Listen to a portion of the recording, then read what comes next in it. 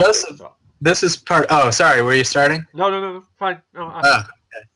So this is part of your master's thesis. Is that right? yeah, Or something? yeah. Okay. It's Cool. part of it. I'm looking at kind of how online technologies we can use those. And originally I was supposed to do kind of this whole writing of specific e-course, and it kind of happened in the middle that I was supposed to write this e-course, and I kind of turned away from it like 2 months ago, and Yeah. my tutors aren't entirely sure what I'm doing at the moment. What was the e-course on? Pots? Oh, Ceramics? yeah, ceramics, yeah. Huh. Cool. I tried the Diner Fate one last summer, and I kind of got caught up in the moment, and the tutors decided they liked this idea of doing an e-course, whereas I was just using like all my experience of learning, really, despite doing a degree, was learning off online technologies. I use YouTube to teach me throwing. I read a lot of blogs, that sort of Yeah. thing. Because I found my undergrad course so lacking in anything that to help teach me. Uh, my only feedback, well, I don't want to talk about my feedback. My feedback quality on my undergrad course was so poor that it took a visiting tutor to tell me how crap my work was Huh. and how to improve. Yeah. And I'm only just kind of getting some of the advice that he gave me 5 years ago, kind of recently, and only just understanding that it's taken that long working through everything he's doing. Huh. It's really bad. Anyway, you know, so that's kind of why I wanted to use online technologies, because it's kind of like this selfish thing where I want to learn more. And Yeah. I, the closest potter to me, the closest professional potter to me, really is 40 miles away, but I don't drive. Okay. There's not many here on the coast. Well, there is actually one up in Polton, which is like the next town over. But he won't let me into his studio. He won't. He'll only talk to me if I go to an event that he's exhibiting at. It's really weird. Is it just you, or is it everyone? Everyone. He doesn't like just everyone in his studio. Private. Wow.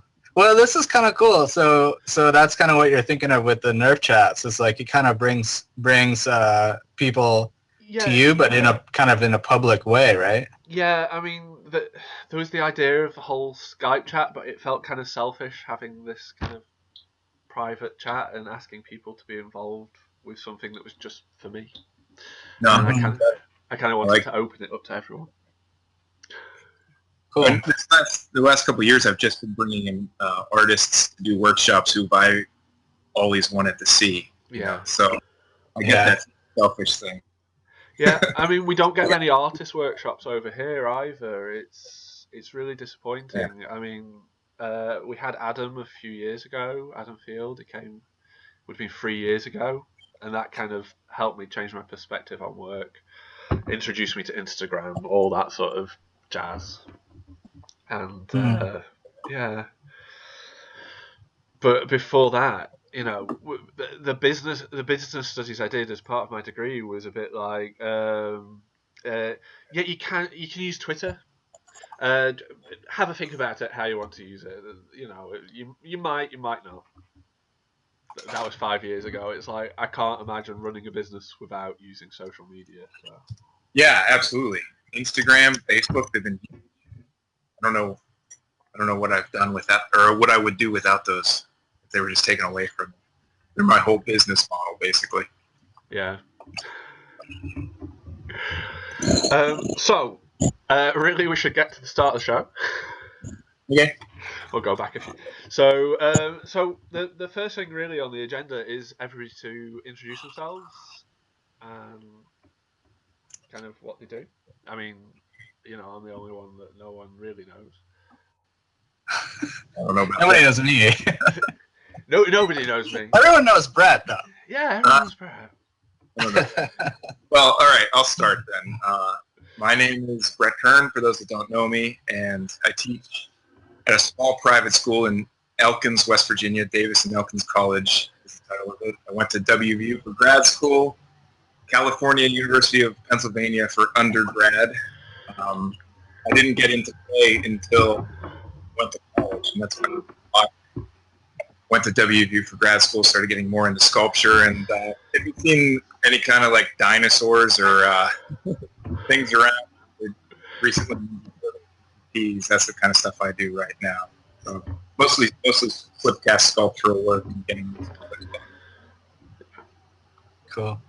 Well, I'm Brian Harper, and I teach at IU Southeast. IU Southeast is one of the satellite campuses of the Indiana University system. So Bloomington is kind of like the mothership, and then there are all these satellite campuses around. There's 8 satellite campuses. And so it's in New Albany, Indiana, which is only about 15 minutes from Louisville. It's right across the Ohio River from Louisville. And I've been here. This is going to be my 8th year here. I taught at Baylor University in Texas for 2 years before coming here. I did my graduate work at the University of Iowa in Iowa City. I did my undergrad at Northern Arizona University in Flagstaff, Arizona. And I was Don Wright's assistant for a year after my undergrad, so in between my undergrad and grad experiences. Like Brett, I got into ceramics actually in college. I went to school at the Art Institute of Boston first for photography, and I was around. I just had an amazing teacher there, and was around a lot of, especially in retrospect, just a lot of super great people. You know, people that were really varied in their backgrounds and varied in their approaches, and it really kind of changed my path. What else? So then I lived in Maine. Actually, when I was at the Art Institute of Boston and I got into ceramics, I got, like a lot of that same sort of story where all of a sudden all you're thinking about is clay and ceramics. And so I wasn't so interested in the darkroom at that point. But so I moved to Maine for a year just to kind of like hit pause on my education. And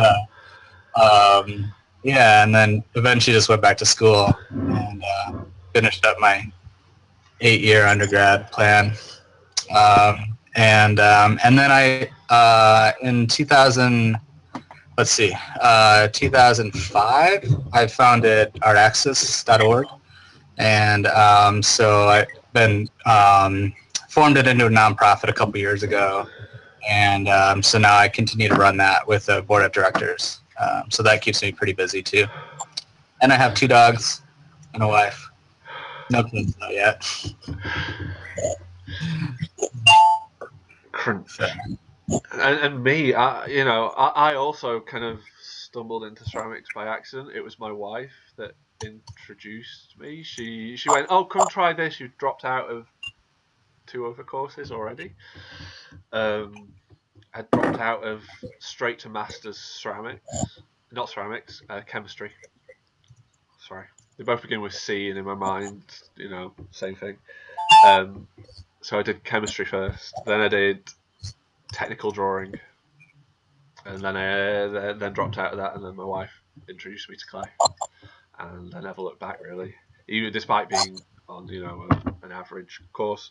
And now I'm doing my masters at Manchester with Mike Eden and Steve Dixon as my supervisors, and another one called Johnny McGee, who's a filmmaker, which I'm terrible at filming, and I'm supposed to be filming all the time, and I prefer live streaming because there's so little, because I don't edit. It goes out live, I don't edit, I just put everything out there. So this week I kind of entitled Finding Your Voice, and I kind of made 3 points on that: making, marketing, and mentoring, just because I wanted 3 M's. But personally, finding your voice is something that we've been looking at a lot this year, because I've done this kind of writing course, and someone did a really good presentation on it last week, and there's like a SoundCloud available, there's a link on our website, anyways. And if you look on that, he explains that, we started off this writing course and we thought we were going to be doing academic writing and we were going to go through how to reference this, and we're actually doing kind of writing otherwise and trying to write academically more creatively and with our own voices rather than, the traditional kind of academic writing. And this particular person who did the presentation, he when we first started, he said, I don't have a voice. I don't even know, where I'd go to find a voice. It quickly found out that he had this really distinctive writing voice, and it's really fascinating to listen to him talk about his writing. But, I'll keep waffling on, and everybody will wonder why, and I'll try and make a point. Nope, it's gone. See, I'm really bad at this. I was just laughing at Brett that it's hard to type and listen at the same time. There's no way I could type and even talk at the same. I mean, that would be, yeah. This isn't easy here. Everyone out there watching, this is really hard, right? What we're doing. Everyone else was typing, and I'm like, I'm just trying to stay fit. That's the thing I found the first week. I mean, can you imagine there were 5 voices going on at once, plus all the chat at the bottom, and I just sat there and smiled. Felt really bad. Maybe there's more light that way. Yeah, there we go. But yeah, I mean, I guess, in everything, I'm still looking for my own voice. I mean, it's a really, and then I look at Brett's work, and he seems to have a voice, and even down to his social media, he seems to have this really distinctive voice, and and then I started reading Brian's stuff on his website and finding his written voice really fascinating from across like all his projects, and you can tell it's the same person. And my voice is waffly. Sorry. Yeah. I'll hide under the table. Yeah, that's one thing. You said you've only started ceramics 5 years ago, right? Yeah. Well, I graduated 5 years ago. I've been in ceramics 9 years. Okay. I mean, the one thing is that I try to with younger students that I have, it's trying to get them not to force a voice. A lot of people, they see established artists and they think that they have it all figured out, or they think they figured out a voice, and they're trying to decide that. And for me, it's always just, I try to teach it. It's kind of a process of evolution. Try as many things as possible. You keep what you like. You get rid of what you don't like. And then eventually you evolve to this point where you have this voice, or this sort of look and feeling that your work has. But what you don't see is that 12 years of evolution. So it's kind of an illusion. For me, this is all like the last 3 years where I've sort of clicked a little bit. I started making pots when I was an undergrad. I was just making 70s style pottery in a reduction. Yeah. When I went to grad school, I was making even uglier pots somehow. I don't know. And somehow, I got by in grad school with these toy things. I started to realize that things about myself, and started trying to figure out how to incorporate those into my work. I'll let some other guys talk now about that before I get too in. Yeah, I agree with a lot of that. I think that, it's like finding a voice.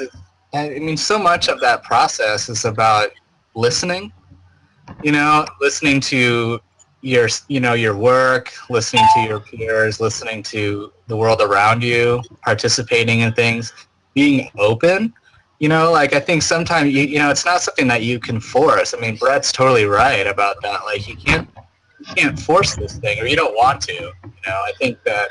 I mean, I don't know. I just think that so much of being an artist is about, you know, being open to things that are happening in the world and participating in your community. You know, and I think the voice will come. And I don't think that. I mean, we talk about it as the voice, but it's not. There's not one. I mean, you know, if you look back, I mean, I took my first clay class in '94. You know, and I've had different voices in my work. I mean, I think I have a different voice with some different works of mine too. I mean, I have series of works that I feel like I have a little bit of a different voice in each series. And like over the years, I've been becoming like, I think my work has sort of taken on a lot of parallel paths, but a lot of times they don't intersect all the time. And I think sometimes you know, I think there's a part of me that wishes that they did, but I don't think that they do. And I think so it's okay to have like more than one voice, you know? Yeah. Yeah, I know what you mean. Like I've tried to, I've started doing like a series of sculptures in the last year. I was doing all slip mask work, and I just kind of wanted to get away from that. So I do three body work that are kind of going simultaneously, and each one is a little bit different. There's a little bit different of a voice, but there is kind of a theme that connects all of them too in some way. And so it just depends on like how you feel at the time and what you work on at the time. What voice is coming out. Yeah. And sometimes the media will dictate the sort of the path of the voice as well. Like I think, I also do some digital work and some online projects, and those have a very different voice, I think, than my other work, And then when I make pots, those have a very different voice than my sculpture does. My sculptures tend to be more sort of geometric and kind of influenced by by mathematics and science, whereas my pots are not like that at all. So it's okay to have more than one voice. I think sometimes people want to have like, I don't know, this like focus on this one thing, but I don't know. Yeah, I mean, I have been trying a lot of different things, and I spent the last 2 years since becoming a teacher just making and throwing everything away before it was even fired. And then because I was doing this project where I wanted to have work that people could write, that I could write about and then other people could write about, I decided I had to kind of make something and fire it. Whether that, or I don't know, because personally I've made functional wear for quite a long time and I don't know whether I still want to. I kind of want to make brick walls some days, but I want to make bigger things than just parts. Yeah, you just gotta, whenever you get like that little spark of energy, you just gotta follow it. Yeah. Do what you want. I have several projects that are kind of all under wraps that I don't know whether I'll keep working on them or not, and it's just I tend to share just my throwing work because I live stream and I can share that at the same time. Everything kind of everything can wrap up together because it works for me, and I kind of wanted to, because I started as a poet. Yeah. I wanted kind of that written voice in it, but I don't like writing on parts. It can sometimes seem a bit twee, but that's just me. It could, I guess. Yeah. And there are good ways and bad ways to do it. The one thing with me that got me to this point, being in grad school and being an undergrad and making pots, I was thinking about who was going to use the pots and who was going to buy the pots, and I was thinking about the demographic. And when I was making pots, a lot of the people that were buying them were, older women, like that. And I started to realize like that's not, like, there's nothing wrong with them, but that's not who I want to be entertaining.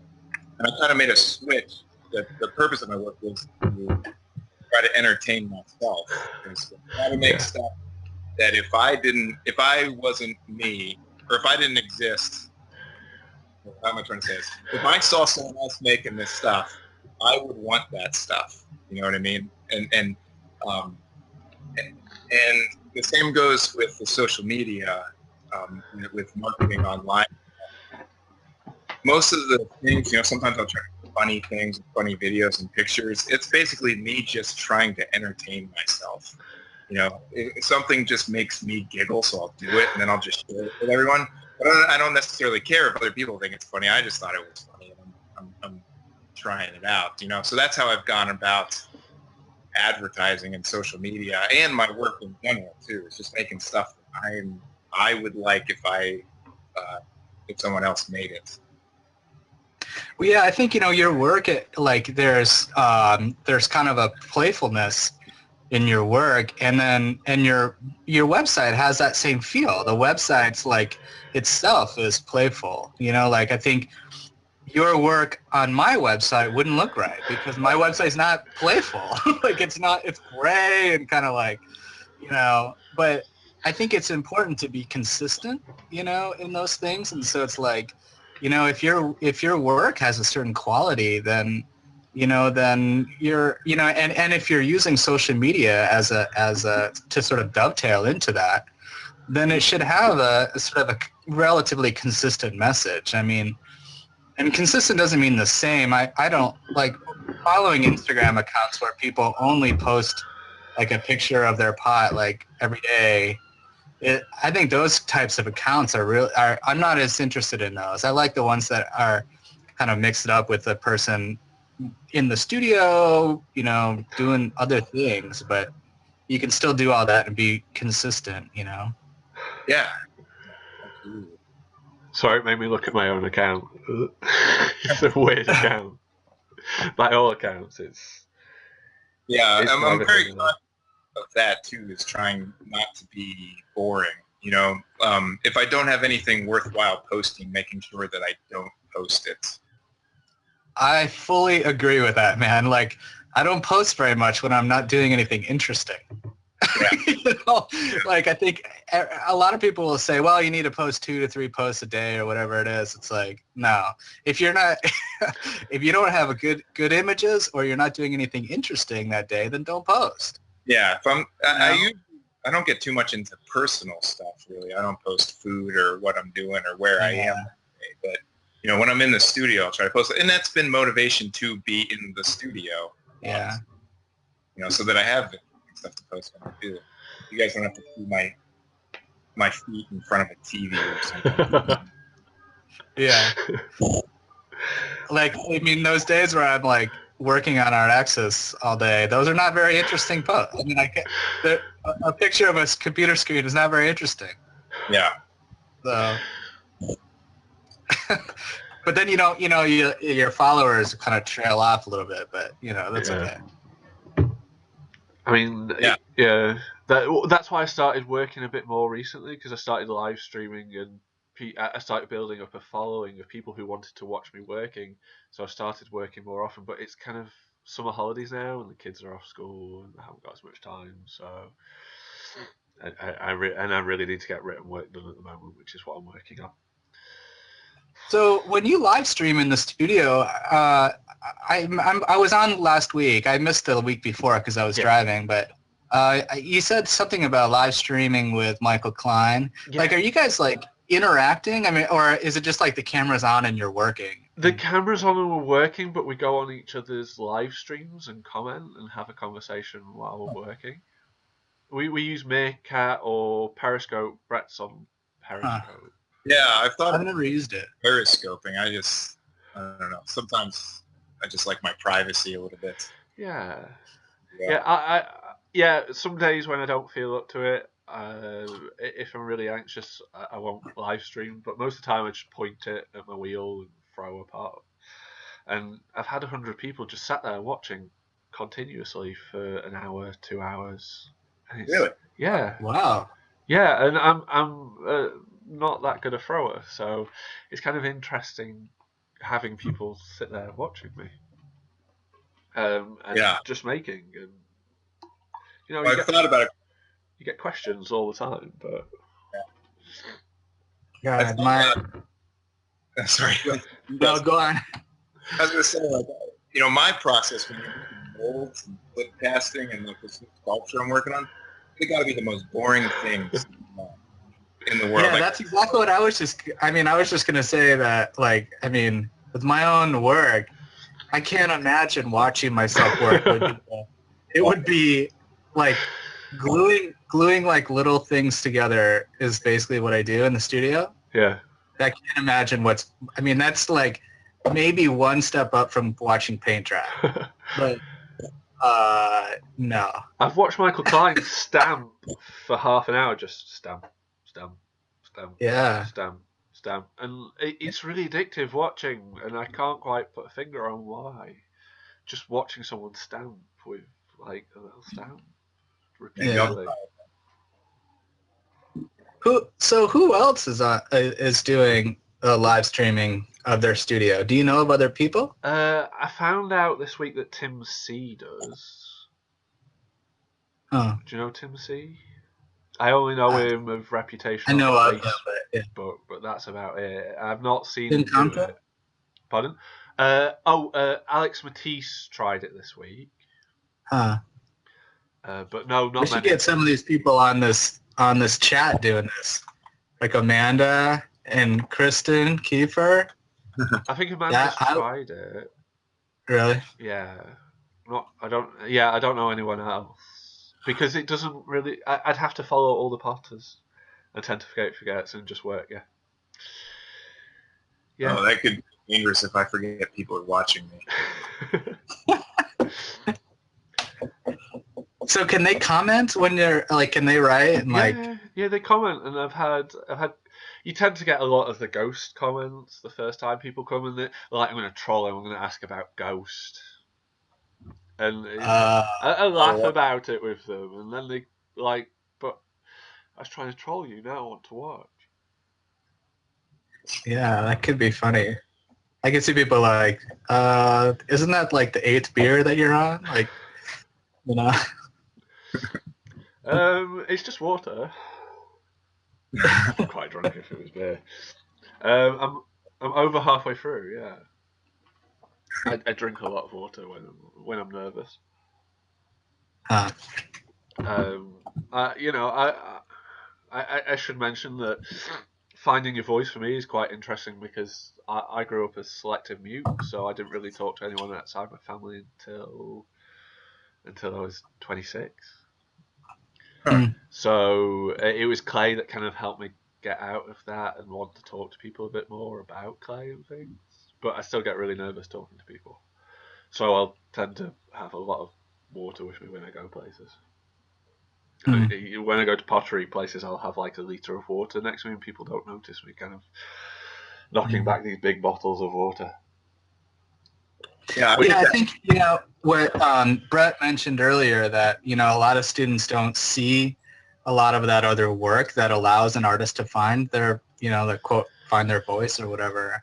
And that's totally true too. I mean, not only do, if they look at a website or something, a lot of times the work, seems so developed, but they didn't see, the 15, 20 years that happened before that. Yeah. And the same thing with an artist lecture too. Like a lot of times, even when an artist shows like a really big span of work, they're like, somebody said something to me once about that, it seems like there's such a logical progression between all this work, and it's like that's not always the case, because I'm not showing the 2 years of work that was terrible in between maybe 2 bodies of work. Like, I'm showing the 2 that I feel strongly about, and I'm not always showing the things in the middle, and so it has the illusion.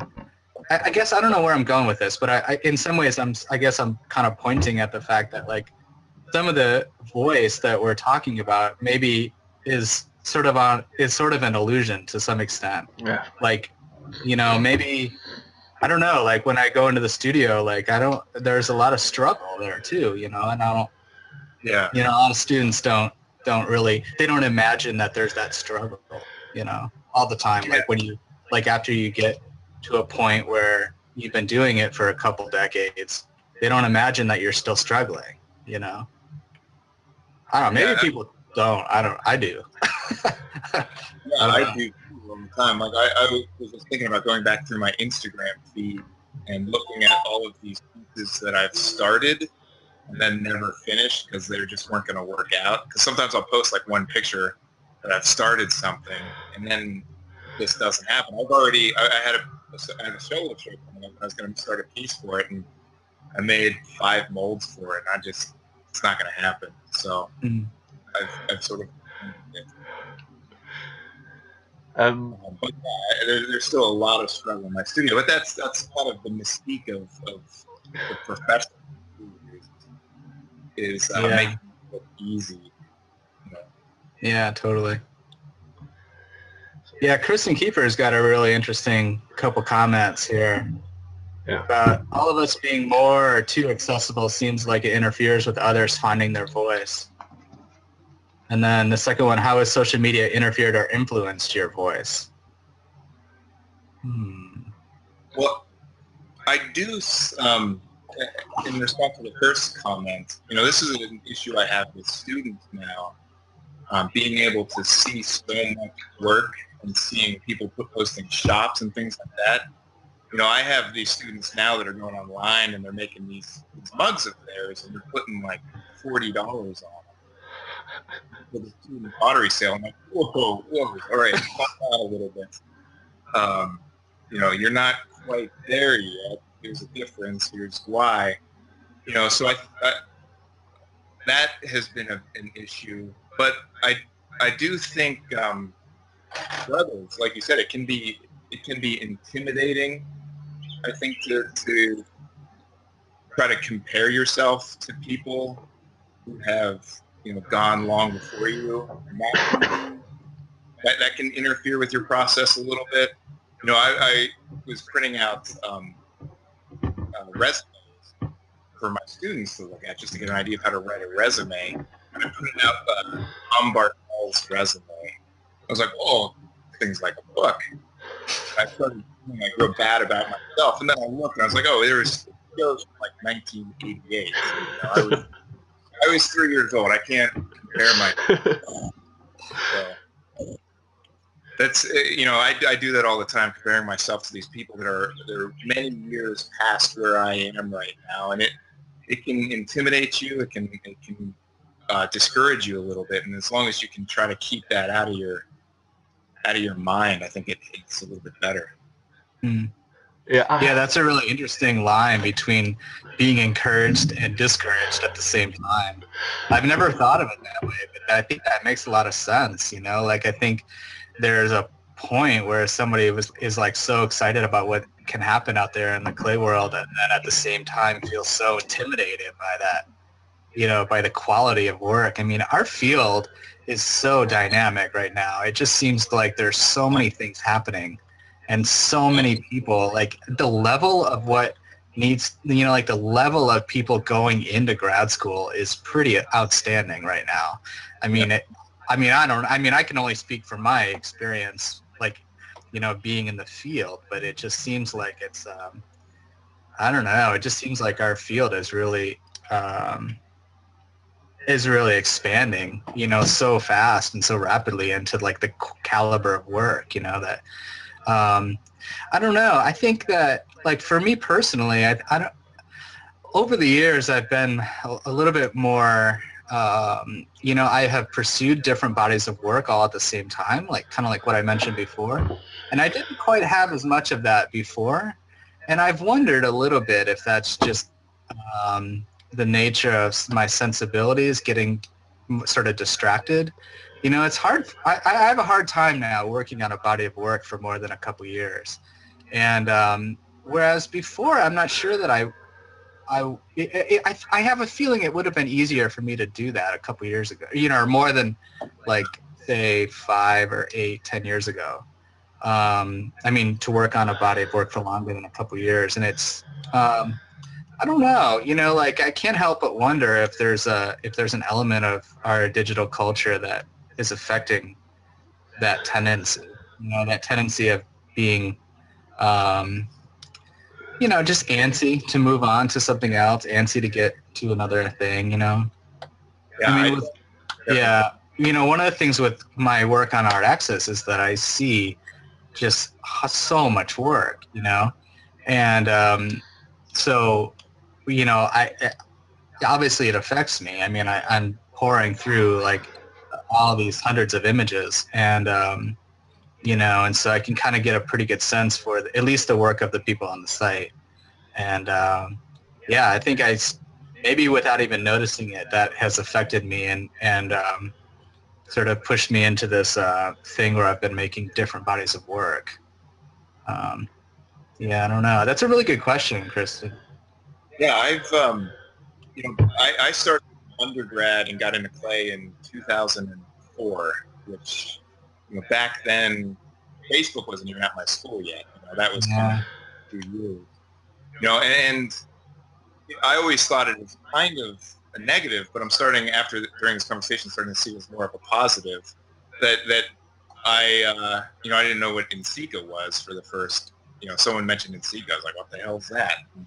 And I was shut off a little bit, or shut off from the rest of the ceramic community. But what that did was give me an opportunity to just focus on the skills and focus on the fundamentals. And I had a good 3 years of just, hardcore focus on learning how to throw and learning how to work with clay that students today probably don't get to experience, because they get on Instagram and they start to see all of these different things that are so exciting and are so cool, that they don't want to do the 4 years of just fundamental practice. They want to go from one thing to the next thing and be good at it and have their voice right away. So maybe maybe there is a drawback with some of my younger students because of that. Mm-hmm. Yeah, I think I've definitely been affected by that. I mean, when I started watching Michael Klein live streaming, I kept obsessing about how bad I was when I was live streaming and my making. And then he went, "Oh yeah, I've been making since 1983," and I thought, "That's the year I was born." Then there's no way I can be half as good as that. Yeah, it puts it in perspective, huh? Yeah, exactly. And that's what hit me hard then when I realised, it was the same year I was born, so there's no way I could kind of be up to that point. So. Yeah, I will say that social media is definitely a really great entry point for young people into the community. Like to get involved in, like, when you're at an NSECA or you're at another event. It's a really cool way to get involved with people and like get involved in the conversation. And for example, I just went, and I guess I shouldn't just say young people, it's just anybody that's that is involving themselves in the social media community. I just went to this WordPress conference, a web designer and developer conference, and in the weeks like leading up to it, there were so many people that were so active on Twitter talking about it that I started just participating in the conversation online. And when I got there, I didn't get more than 30 feet into the building before somebody recognized me, and I recognized them from their Twitter picture. And it was like that the whole conference. And I didn't feel like it was the first, I went there by myself, and it was the first time I'd ever been to this conference, and I don't know anybody in that community. And I walked away with all sorts of contacts and friends that I have been communicating with since. And I even met people in my own town, even though this was 5.5 hours away. So that's the really kind of cool thing about it. Like, I met Michael Klein on Twitter the first time. So we had talked a lot through social media before I ever met him in person. Same thing with Jim Gattuso, and he lives in the same town. I didn't even know he lived in my town. I found out on Twitter. And anyway, I just think it's cool. Like, there are parts of it that allow somebody to really get involved in a way that's pretty easy at first. Yeah, it's a good icebreaker, and Seeka's been a lot like that in the last 3 years. I know showing up in Seek, and there's people that you just know from Instagram or Twitter, or Facebook or whatever. You go right up to them and start talking to them, introducing yourself. So it has been a good icebreaker and good community builder in that respect. Yeah. My early days of entering the pottery community were with blogging, and that allowed me to become friends with people like over here, Doug Fitch and Hannah McAndrew, who introduced me to other people. And then, they introduced me to a lot of the American potters like Michael Klein and stuff. And it was through talking to them that kind of that community opened up with blogs, and it is like that. You kind of meet them and you go, oh yeah, I've met people and that I've recognised off Twitter and gone, oh yeah, I'm at Red Fox Pottery. Like, I know you, and like, it's crazy when you go to these events and people know you because of your handle, but they don't know necessarily what I look like because I don't put my image out there very much. I mean, my image is like me throwing with my son. I couldn't find a picture of you today. Yeah. Yeah. There's not many of me. Yeah. That's a really old one. It's 4 years old. It's me throwing with my son when he was 3 when I had a shop. I made that amazing decision of when I finished university that I was going to, I'm going to have a shop. That was madness, That was a year where I had a shop and people could come in and buy, and people used to watch me throw, and I feel far more comfortable with people watching me live stream than throwing in person, but I'm used to that too. I've demonstrated in front of 30 odd people, and I've never, before I ever became a teacher, because I had a shop, and the shop opened up a lot of different avenues that people let me talk to them, and it was an interesting time. I'm glad I don't have it anymore. It's too expensive. All those overheads. I'm going to try to live stream a class that I'm teaching. That could be kind of interesting. Yeah. Yeah. Maybe there's some legal ramifications there, but, Well, it'd be interesting. On at Texas Tech, there's no sound, but there's a camera in their main studio at all times. Because in his demo or in his slide talks, he'll go online and show off his studio, and you can see him walk around working. But you can't hear it. That's cool. But I don't know what the legal ramifications of that are. I've been thinking about Kristen's second question, as how has social media interfered or influenced my voice, and I'm not able to, but I don't know that I answered that question all the way, but I started college as a graphic designer. That's the thing I hear a lot with young students, and that's the thing that your parents try to make you do because you can get a job pretty easily with a graphic designer. Being a ceramics major doesn't seem too financially viable at the time starting school. But I started as a graphic design major, and I took 2 years of that while getting into ceramics. So I have very small ability to do things on the computer, but I've always enjoyed making videos, and I've always enjoyed photoshopping and things like that. And Instagram and Facebook give me sort of an outlet for that. And I've started getting kind of silly sometimes on Instagram and Facebook. And, it generally gets a pretty positive reaction. As long as I don't go too silly that it starts to my own work or the things that I want people to take seriously. But I've got positive reinforcement from being goofy and silly sometimes, and I think that in turn has, I guess, given me permission to get a little silly in my work sometimes. Having that persona on Instagram has kind of gone back into my work when I go to make my works. So I've started making work that can be humorous, can be a little bit funny, and try to make people laugh. I'm not silly.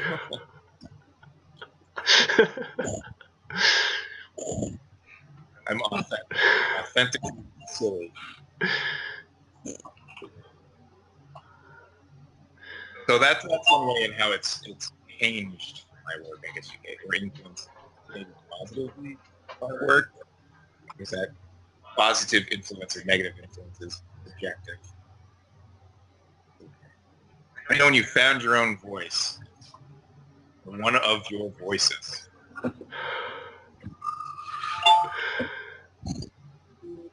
That's tough. You know, I mean, that's a great question. I think for me, I have a hard time with like, especially when I'm working on something new. It's hard. It's hard to know, for me at least. I can only speak for myself on this, but for me, I have a hard time knowing if something is good because it's new or it's good because it's good. You know, like sometimes I'm excited about something because it's new, you know, and then my wife looks at it and she's like, that's not good.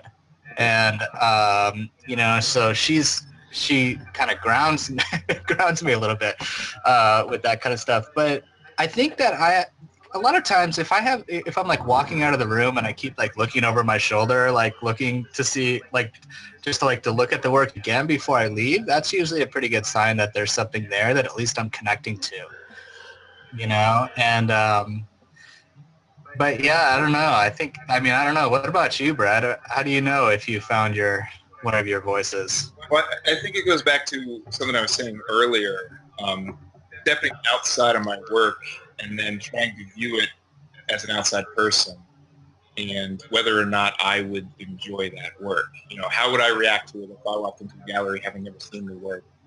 How would I react to it? And what would I feel? Would I be into it? Would I want to collect my own work? You know, and I ask myself those questions sometimes. And if I wouldn't want my own work, you know, then why should I make it? You know, a lot of the pots. That's one of the reasons I stopped making pots too. Is when I was in grad school, they asked me that question. You're making pots. Why do you make pots? I was like, everyone I know makes pots, so I do too. You know, and you know, I wasn't sitting down to have meals. I wasn't cooking. I was eating on the drive to the studio. That I was eating off a paper plate in the studio real quick. You know, and I was just like, no, this isn't authentic. This isn't me. I like making pots. I like working with clay. I need to start making the type of things that I would want, that I would enjoy, that I would get excited about if I saw them. And that has, in turn, made me more excited about making my work, too. You know, every day. You know, sometimes I'll sit there, I'm working on this album. I haven't revealed what it is, but it's you know, 2.5 foot tall elf. And they're working on his face, and it's just got this just such a stupid look on his face. I started like, kind of giggling as I was working on it. You know, anytime I can laugh at the work or the work I'm working on makes me laugh, I think it's a good sign. You know? Yeah, I think that for some, that's a really. I mean, for me, if I'm laughing at my work, it's generally a bad thing. But when I did I'm still sort of working on it, but the standardized test for Congress project, you know, it's like basically it's a test. It's a standardized test that I co-wrote with a bunch of other people. And the idea is that we were sending this test up, and we did send it up to members of Congress. And there were, I mean, the test is a mixture of like legitimate test questions, but also questions that are more satirical and humorous. And I knew that something was working when people were emailing me and they were really upset that they got halfway into this test before they realized it wasn't a quote real test. And so that's when I was like, okay, it's working. Like, that's good. I like that. You know, some of them were not happy, but it's okay. But yeah, I don't know. Yeah, and for me too, it's been getting myself to that place where when I'm working, I'm having fun too. Yeah. With these little dinosaurs, I've been selling a lot of them, and you know, I within maybe about a year ago, I made a promise to myself that if I didn't feel like making them, then I just wouldn't make them that day. You know? I'll keep some casts in a damp box, and if I want to work on them, I'll put them together and I'll watch something. if I don't want to work on them, I'll just work on something else. So making sure that I'm never like forcing it, but that I'm just free. I'm having fun, being kind of playful. And so you have like an addition, right? I mean, like, so those are I've seen the videos where you've broken the mold, you know? Yeah. So how does that, like, do you have like a set number beforehand, or is that like more of a spontaneous decision, or how does that work? Well, that started because when I started casting them, I thought I was going to make like 10 and then just be done with them. And people started enjoying them, and then people started collecting them, and collectors were asking, how many are there? And I was like, I don't know. Right. So I decided that, treating it like prints, basically, or more flexible work. And basically I come up with a number for how many I want to make. And then each one on the bottom of it, I put the gold luster on the plug, and then I have a gold luster pen, and I'll just write like 5 out of 120. Oh, I see. So each one has a little gold number on it, and then when I hit that number, I just am done. And then that, in another way, keeps things fresh now, so I don't have to be married to these things for 3 years. I'll one form for a year, go out the molds, and then make another one. That was behind that too. Yeah. Yeah, I remember when I saw that first one, the video of you breaking that mold, I was like, that is so smart. I mean, I love that not only were you breaking the mold, but that you showed everybody sort of proof that you broke it. Yeah. Which is really part of one of those things to be like, what, did he really break that mold, or is it like sitting in his garage or something, Yeah. And that goes back to the voice thing, having your own voice, or having my voice on Instagram. I was like, I could smash this mold, but how could I smash this mold? How could I make this fun? So I was just imagining it, and I guess I was listening to The Who at the time. I was like, all right, I'll play The Who, that scream will happen right as I smash it. There we go. I'm going to look so I try not to do anything too normal. Just, again, fun with it, basically. Yeah. Yeah.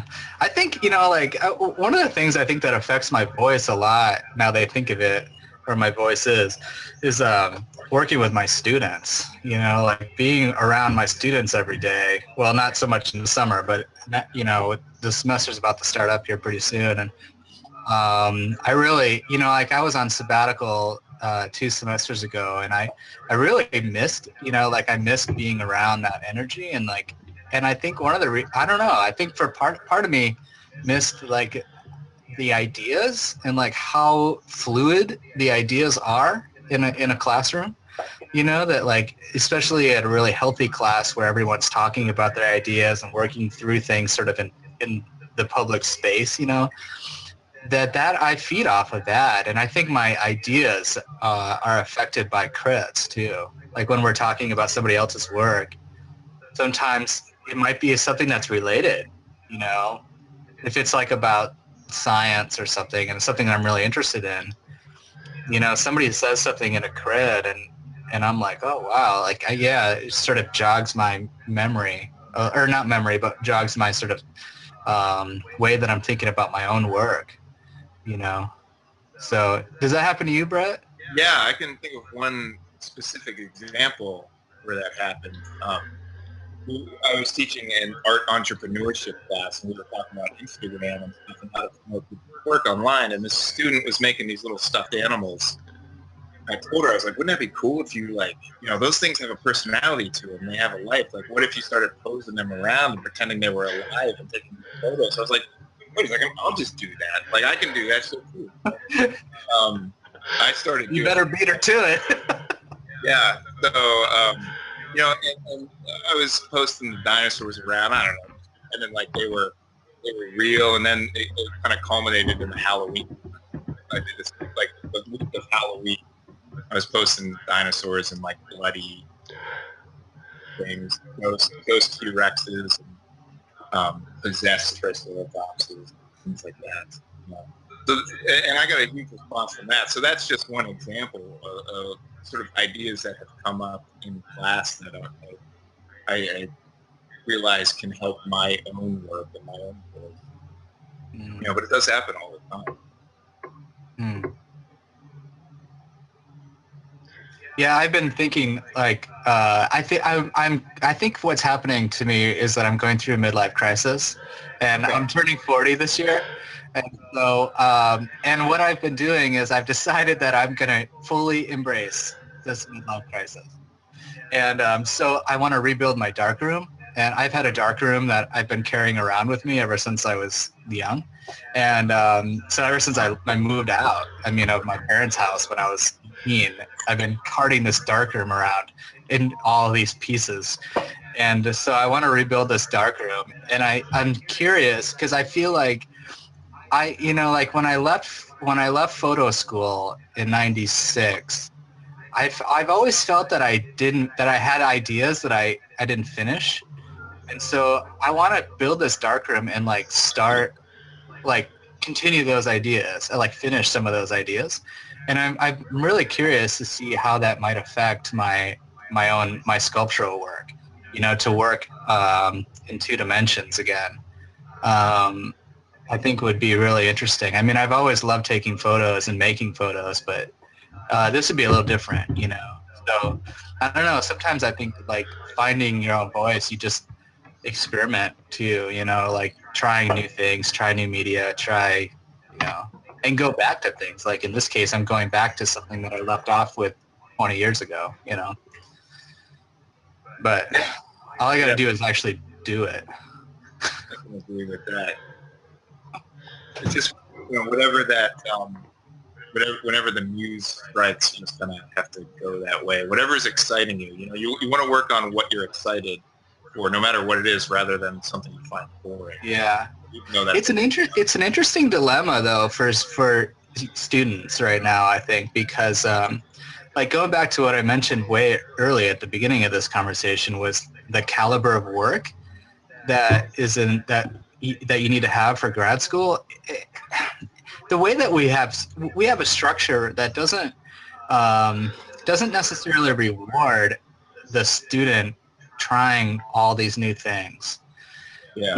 And what I mean by that is that, that if you're going into school, you do need some sort of consistent portfolio, and in order to develop that consistency, you have to sort of stick with one thing for a long enough time to get good at it and to have the body of work for it, and I mean one thing sort of broadly, but, I don't know, it's interesting. I think in some ways, I have, I don't know, I have a little bit more freedom, I think, to try a lot of new things than maybe some of my students do, in a weird way, even though I'm always trying to get them to try new things. Yeah. In some ways there are times when they're going into their last year, the last semester, and they need to polish off portfolio to get to the next step, that it's maybe not the best. There are times, I don't know, it's weird, I hate to even say this, but maybe there are times not to try something new. I don't know. I'm thinking out loud, I guess, right here. But when I was getting ready for my thesis show, I remember there was a point like that last semester, a couple months before the show went up. Someone came up to critique, and I listened to what they had to say, and then I was just like, I got to just make something. I can't think about this anymore. I just have to. I only got 2 months left. Yeah, sometimes I have a student that's in their last semester, and somebody says something in a crit that I can see is totally changing, and I'm changing what they're thinking, and I'm like, no, you're so close. Build this thing, do it. Yeah, and recently I had a student who he had been a sculptor for the first year. He was making sculpture out of clay, and then he took a pottery class with me and started pottery, and he came up to me like, I'm sorry, I am sculpting that much. And I was like, I don't care what you're doing, as long as you're doing something. I was like, do what you're excited to do. If that's pottery, make pots. Yeah. If you never sculpt again, that's not a big deal. Just as long as you keep working, you keep making stuff. Yeah, for sure.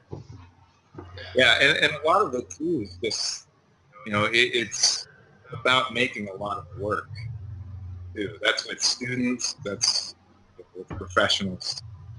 At this point, just make as much work as you can. I was talking about it being an evolutionary process. That's one way to expedite it. Just go through all of those generations as fast as you can. Mm-hmm. Making a lot of work. That's one way to speed it up a little bit if you go faster, whatever that is. Mm-hmm. Yeah, I agree for sure. Sorry, we're hogging all the airtime No, here. it's fine. I'm fascinated. I'm just listening. I'll go off camera now and just leave you to it. No, yeah. And one thing But I guess we're kind of up on time, huh? Yeah, no. We can. Well, the others have lasted 90 minutes. It's up to you. Oh. Okay. If you want to go, that's fine. If you don't, you can hang around. Looks like there's still people here. Yeah. Do y'all have any more questions? The questions so far have been awesome. Yeah. See who can type the fastest. Questions? The few things you were talking about, you said making marketing and the other one I put down was mentoring, but that's really just teaching. But I wanted them to be M's. Yeah. It's just like isn't finding things that excite you and jazz that work the most important part of finding your voice? Yeah. I mean, to follow your bliss thing, Joseph Campbell, but that's a little cliche, I guess, to say, but yeah.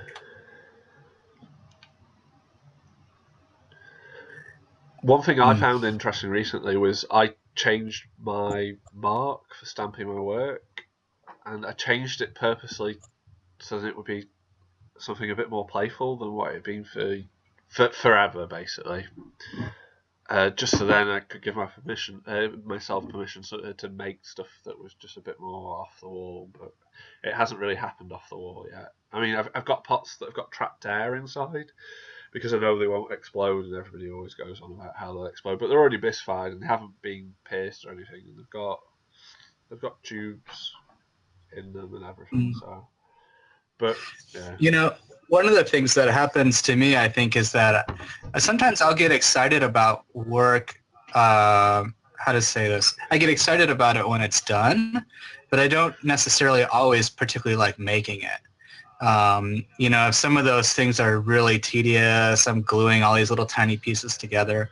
And so that's an interesting, question from Alex in his 45 is, I think that, it isn't, for me at least, it's not always super exciting making the object, but oftentimes I get a lot of satisfaction and joy from when the work is done, and like what it has helped, to sort of further work after it, so I think, I don't know. I think it maybe one thing, like I get excited about the certain processes in clay, but those aren't always the processes that give me the most satisfaction when the work is done, if that makes sense. Yeah. I've gotten to the point where I hate making. Yeah, I can imagine. I have to really kind of get excited about it. Like, all right, this day, I'm going to make this mold, and you just knock it out in a day, and then you don't have to worry about it anymore. Or like this week, I'm just going to make the molds. I'm not going to worry about that other stuff. I'm just going to make that, and then, but for a lot of stuff, I only make one mold, and if I ever broke it, then that would just be the end of it. Because who knows if I'd be able to get myself excited to make that mold again. But I love. I still love the final product, and I still love the process of assembling everything and working with slip cast objects. So for me, that's enough to motivate me to do the mold making part of it. Mm. And recently, I had Doug Peltzman at my school. I'll say a quote that he said to me that he got from Chris Staley and he's not sure if Chris Staley made it up or said it from someone else. But the quote was, "Notice what you notice," and it's basically just telling you to start to pay attention more to what you're excited about, what you're into. In my own life, I realized I was really into movies. I like watching movies. I like one movie in particular quite a bit, one with a lot of dinosaurs in it. So maybe since that's all I think about and all I want to, talk about, maybe I should just put that into my work somehow, and that started to come out a little bit. And a lot of the one thing I really liked about pottery was that it seemed a little bit more collectible than some of the other work. I can't start a painting collection really, but I can have a mug collection. I can collect mugs that my heroes made. I can collect their work. And I still am into kind of toy collecting. I have a lot of toys, so I knew that was an aspect of my personality that was maybe unique. So that's something I try to incorporate into my work is that collectible aspect of it, that people can collect them and display them and enjoy them on that level too. So I've just been noticing the things that I'm into, not being embarrassed by what I'm into, not caring, getting over the fact that when I was in high school, it wasn't okay to like the Ninja Turtles. But now, I don't care. No one's going to beat me up for liking Ninja Turtles, so I'll just make some art about it. So part of that process for me is, after high school, getting younger again, getting back into those things that I really like, that I was really into, that really excite me too, and getting over those fears of embarrassment for it. And that has started to come out of my work, and now I'm getting praise for it, so that's... Yeah, I bet a lot of that is like just coming from the confidence of, your track record, of like making work and being a significant artist in the clay community. And, when you have that track record, I think it's a lot, I don't know. I think that's really cool that, you can then go back and revisit some of these other ideas that maybe you would have passed up or been embarrassed to do before, And then they have even like a more powerful kind of flair to them, now. I have this exercise that I do sometimes with my students that these would be like students that are in their last year or so, and they write a list of words that come to mind with their own work, when they think about their work. And then they show a PowerPoint presentation with pictures of their work. And the whole class also generates their own list.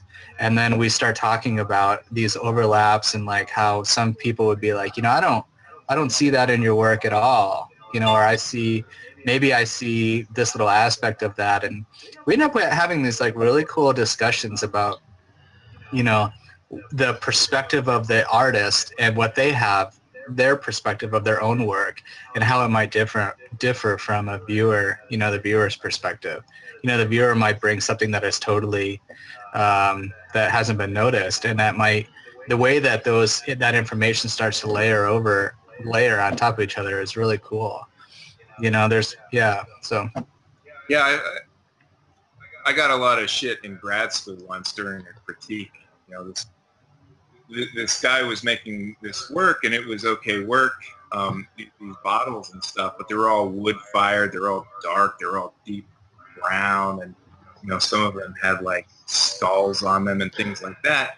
And then his artist statement was talking about celebration and getting together with.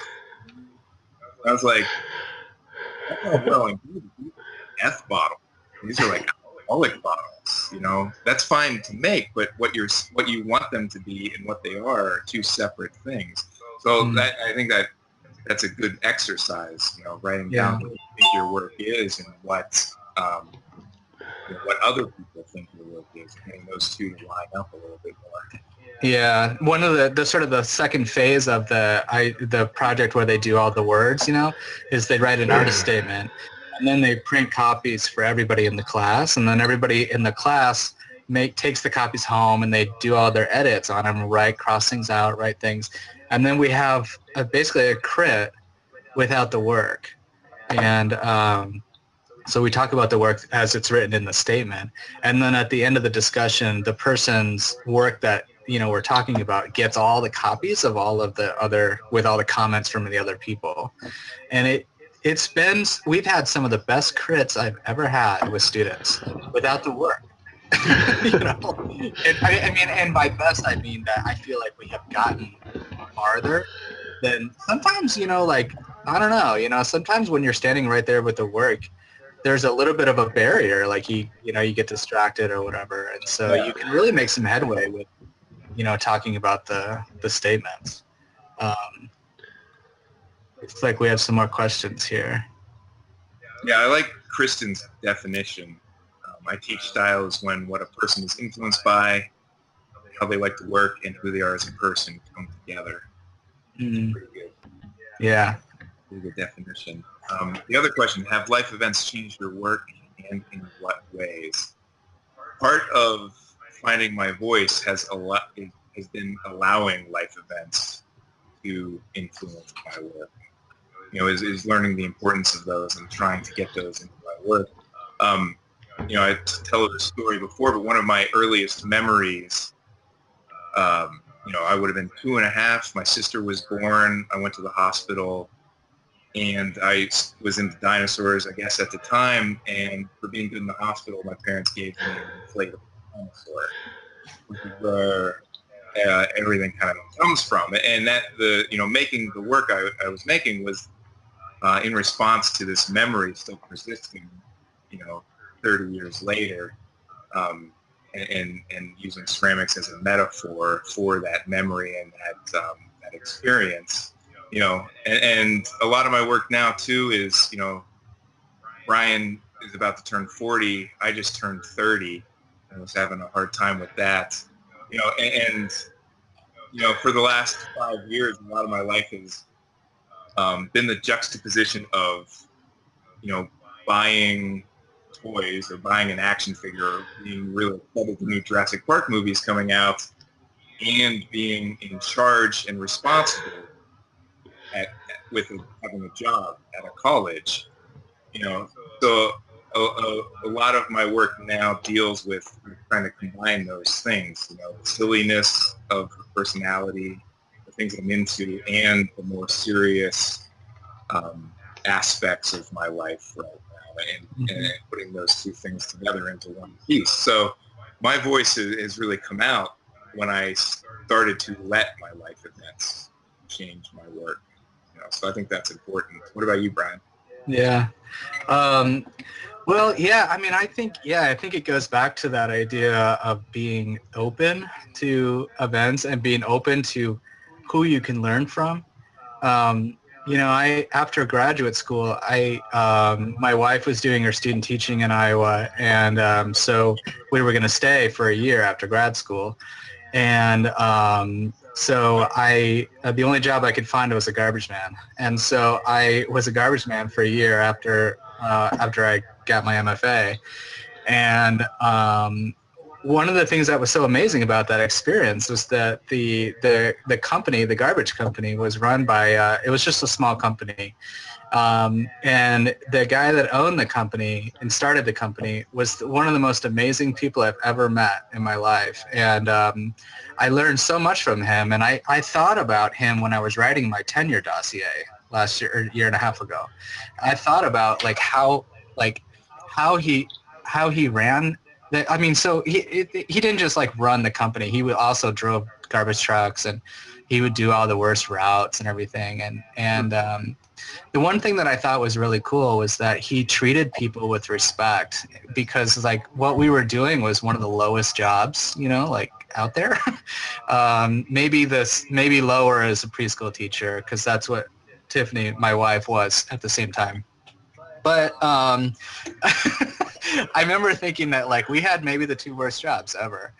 But anyway, the thing that I thought was really cool was that he treated people like you were in a situation other than what you were in. And Margaret Bowles told me once that when I was at Airmont in January, Margaret Bowles said this really cool thing about teaching. She said, treat your students like they're at the level that you want them to be. You know, like just treat them like that from the start. You know, and they'll know those expectations, and they'll rise to them. You know, and I thought it was the same at the garbage company.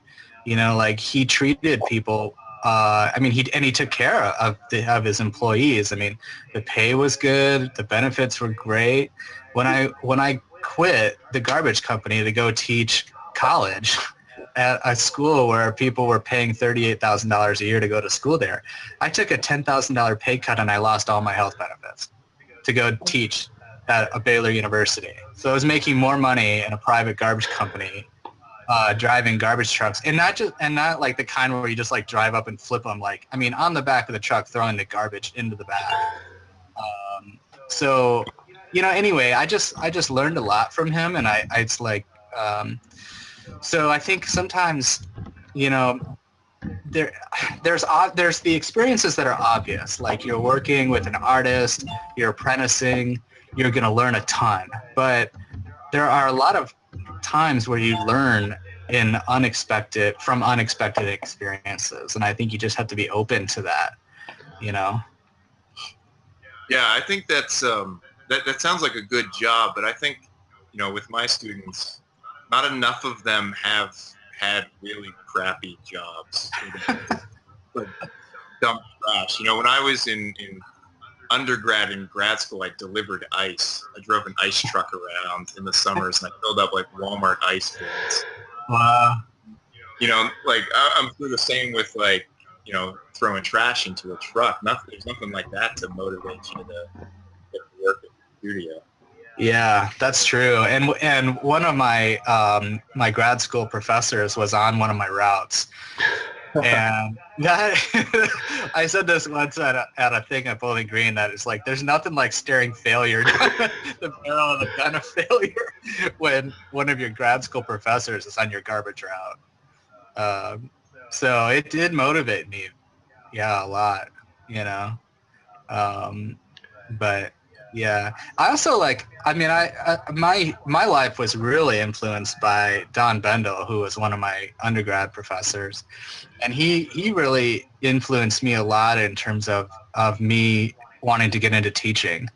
You know, because in him I saw what teaching did for him, and I saw that it allowed him to like have this really complete and full life, and it was at that point that I really started to change my mindset a lot about my career. You know, I had at that point wanted to be like a potter that lived in the forest and build a wood cabin out of my bare hands, and like dig my clay with my bare hands, and you know what I mean, and live in like where I was like the only one for like 500 miles.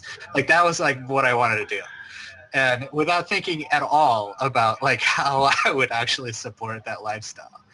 But because that was like before computers, you know, but it wasn't that long ago. But I mean, this is like I like how you guys were like totally deadpan too. Like, wow, he was an undergrad like in the 1800s.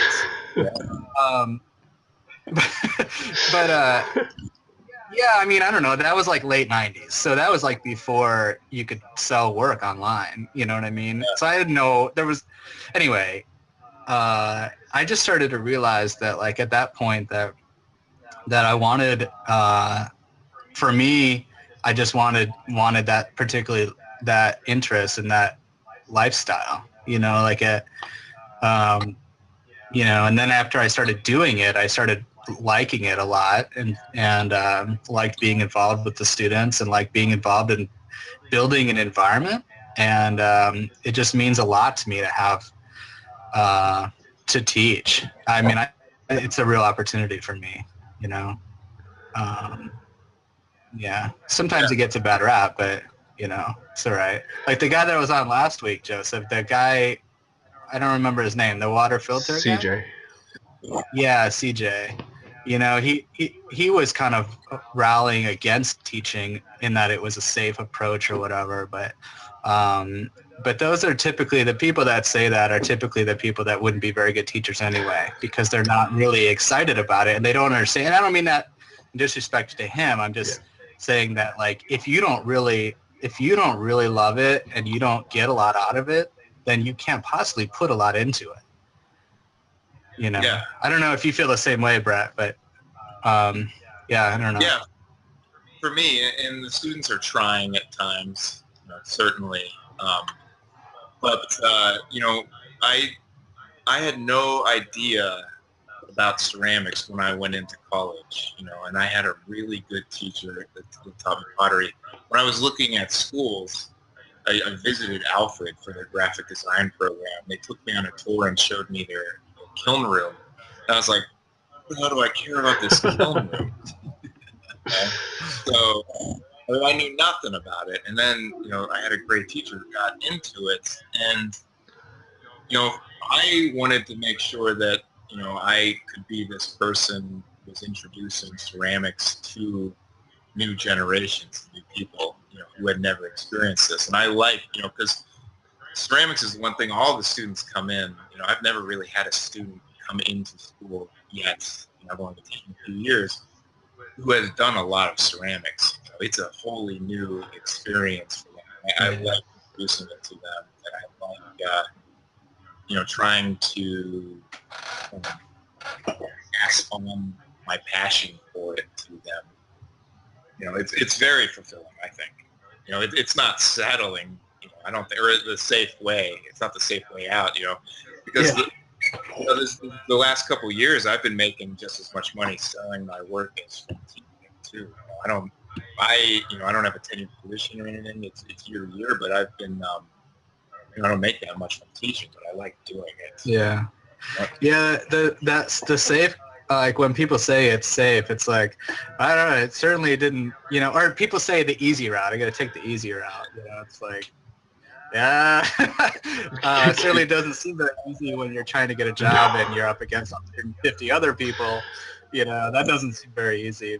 And then certainly when you're in it, it's not very easy. So, but it's something that I really enjoy and I get a lot out of. And, I think it's interesting that the amount of sharing that happens in our community is really so much more than other communities. Like, I have a really close friend who's a painting professor here, and it's not like that, in the painting field. It's just not, And when I went to this WordPress conference for web developing, it was exactly like Ensika, but full of web people. Like, they just all are interested in sharing information, and like, that's such a cool thing. Like, like this thing that you're doing, Joseph, it's really cool. Like, It opens up, it's like a totally new thing that I've never heard of Nurph before, this thing. So, but it's all about sharing, and it's all about doing it for the love of the other people in your community and the other, like, advancing the community, I mean, that's kind of where I came to it from. I wanted to be able to share things to the community, and it was... I know I don't have much to add from my own personal work, because I'm not that good, but I kind of latch onto tech things quite quickly. I want to share that. Yeah, but this becomes your work, too. Yeah, that's a really good point. Yeah, because I think sometimes you don't, like, some people... for me, I consider my teaching, my work, my family, my students, the work I do on Art Access, the work I do in Clay Bucket, like, all of that stuff is part of this whole, and there's no, for me, I don't see a lot of hierarchy in it. I don't know. Like, I guess I would question that when somebody says, well, this is the most important thing. Like, this is going to take precedence over all else. And it's like, I just want more balance, like more parts, like more spokes to that wheel. That's what I saw in Bendel. Like, Tom Bendel had this life that sort of synthesized everything, and like, that's what I would hope to aim for. not very good at the balance thing, but I do like having my hand in a lot of other things, like projects that mean a lot to me, you know? Yeah. I don't know. I mean, we were talking about how teaching has influenced our work and things like that, you know, and you know, teaching isn't my artwork, but it's all just one thing, you know, they're all Yeah. in each other. And I think, like, you know, what you're doing here is awesome. You know, like, this is cool. And I think, you know, this is now your work too. This is part of your work, and like, where do we go from here with this? Yeah, too? I mean, I've been thinking about that. That's why this is the last one for a while, because I need time to reflect and kind of focus on how we're going to move forward with this. And write stuff too, my wife says. Write stuff. Well, I needed to do this so that I can reflect on it for my project. Okay. But, you know, it's... once I've reflected on it for my project, I can then go back and work out how I'm going to do it. I mean, sometimes I wonder if I even need to be here. But, you know... Because Brett and I were hogging all the airtime. No. That's just how I feel. I feel like some of these chats that I've set up, you know, I don't feel like I have enough of anyone to be here. I just feel like I'm hogging this kind of screen here, whereas, you know, back and forth. Yeah, but that's just me. You ought to try to get Kristen Kiefer on. She, you know, she has such a distinct voice, and she's really engaged in tech stuff and social media, and she had some really interesting questions, I thought. You know, she might be a really good person to get on, you know, one of these times. Definitely someone that has everything running on all cylinders, you know. Her social media, her studio, everything. Mm-hmm. Everything is just so refined and precise and perfect and beautiful. Yeah. Maybe she could talk about how, like, behind the scenes, maybe it's not so polished.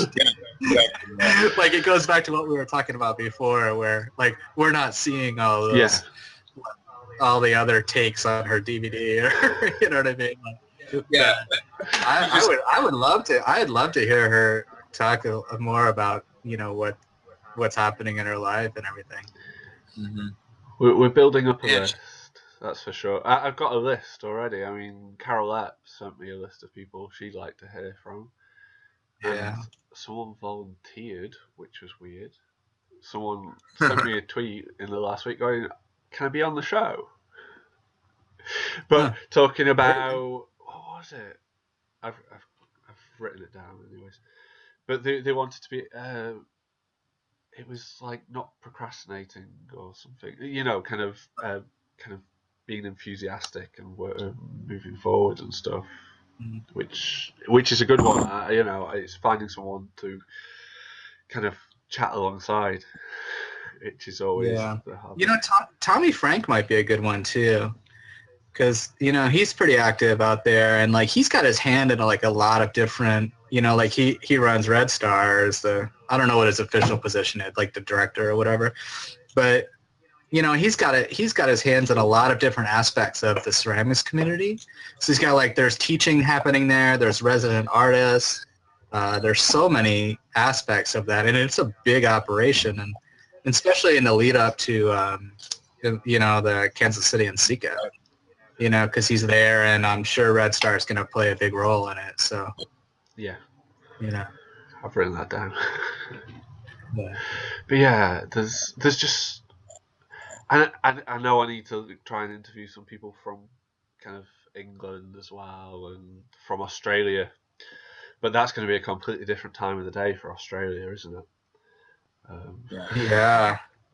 It's the morning here, and it'll be the middle of the night in the States to kind of balance things out, you know.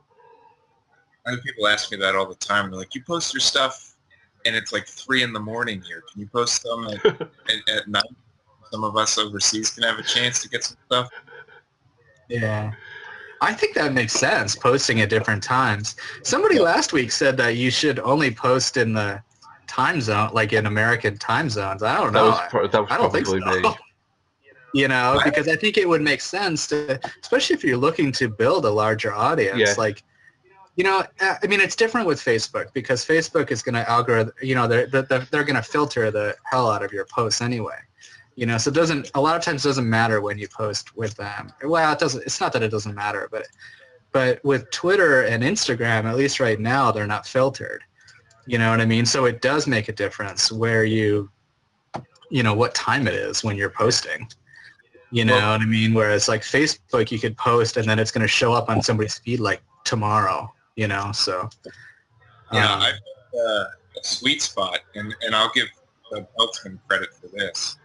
A couple weeks ago, telling me about it, because, you know, I think the conventional wisdom was like to post sometime in the morning so people can see it throughout the day. And he was like, the sweet spot is 8 p.m. to 11 p.m. So people who look at night get it. People who look in the morning get it, because not a lot of people are posting at night. And people overseas get it. Right. Like, you do that like 8 to 11 get range. And I've done it for the last 3 weeks, and I've been getting a pretty good response. Huh. See, 8 a.m. 8 a.m. what time zone? Well, yeah. I mean, I think So, where he's on East, where is he? East? he's New York, so he's Okay. Eastern. I'm Eastern myself, so. Yeah. Yeah, it makes sense. I know that. I remember Kristen Kiefer said one time that the highest percentage of people on Facebook in their time zone is 2 to 3 o'clock in the afternoon, which is interesting because it's a time when most people would be at work. But she said that is like supposedly like the most traffic in your time zone is 2 to 3. But like at 8 o'clock, it's, you know, it's whatever. It's 3 o'clock in another time zone. So I don't know, you know. I mean, I guess it just depends. You know, most of my market is the United States, so Yeah. you know, I'm really focusing on them. You know, I guess it just depends on where you want your market to be, and then that's Right. how you go by. Yeah. Well, I guess if you're trying to like build a market in another area, then it would make sense to schedule a post so that it's happening at like 2 in the morning your time, but it's like 2 o'clock in the afternoon somewhere else, you know? Yeah. Man, I'm bummed nobody commented about my Bernie Sanders t-shirt. I wore it just for this thing. Yeah, I was looking at it. Somebody said feel the burn last week, but sorry, I'm completely oblivious to American politics half the time. yeah, most Americans are too, actually. Not most, some. Yeah. Too many. Yeah. So. Most British people are oblivious to British politics too, though. So. Yeah. I guess I'm oblivious to British politics as well.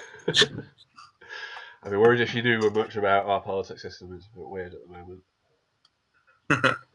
We keep going more and more towards the American system, which makes no sense. But, you know.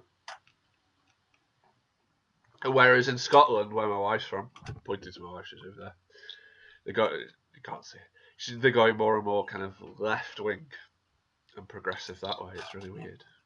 So England's going more right-wing and Scotland's going more left-wing. And there's just no meeting in the middle. Yeah. What happens is they don't meet in the middle, but they go so far to the edges that they come around. Yeah, but seriously, if you think about like really ultra like right wingers, eventually come around, and like same thing with like really left wing people too. Yeah.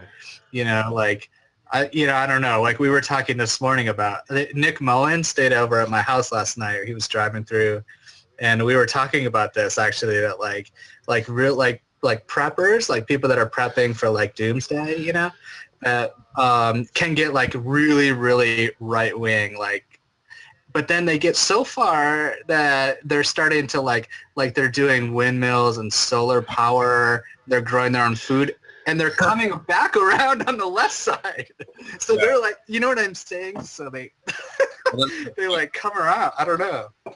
And then like the anti-vaxxers are mostly left-wing, which seems kind of like a right-wing type of... Exactly, because it starts the anti-vaxxers are like libertarians. So they like the libertarian is like this weird zone, and like that's where they meet. So there's got to be a politician that can like... I don't